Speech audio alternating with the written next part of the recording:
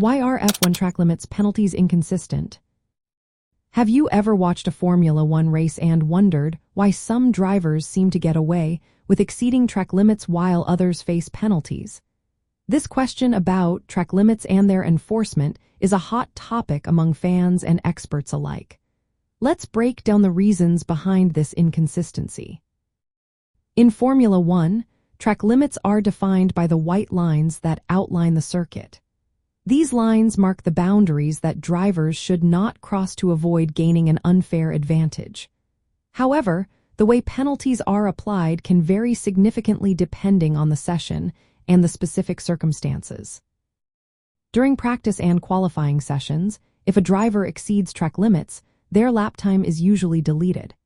This is particularly important in qualifying, as it can impact grid positions. However, during the race, the approach changes. Drivers receive warnings for initial violations, and after a certain number of offenses, they face escalating penalties. For example, a driver might receive a 5-second penalty for the 4th offense and a 10-second penalty for the 5th. This system introduces variability in how penalties are perceived and enforced compared to the immediate lap time deletions in qualifying.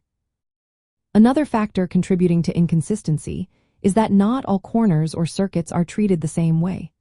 Some corners have physical barriers like gravel traps or sausage curbs that discourage drivers from exceeding limits. In contrast, other corners relying solely on painted lines, which can lead to different enforcement levels.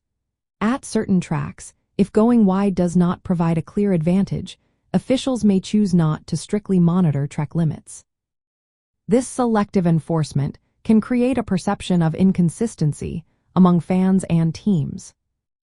The subjective judgment of race officials also plays a role in how penalties are applied. In some situations, officials may consider external factors, such as a driver avoiding a collision or dealing with a mechanical issue. This discretion can lead to different outcomes for similar violations, adding to the confusion.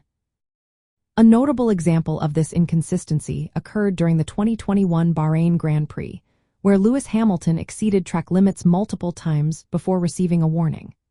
This incident highlighted the need for clearer enforcement, prompting the Fédération Internationale de l'Automobile to tighten rules in subsequent seasons. However, challenges remain due to the unique characteristics of each circuit and the dynamics of racing. In practical terms, the inconsistency in track limits penalties arises from the balance formula one seeks between strict enforcement and fair competition. The penalty system aims to deter drivers from gaining an advantage by exceeding limits while allowing some flexibility to accommodate the unpredictable nature of racing. This balance inevitably leads to varied interpretations and enforcement of the rules.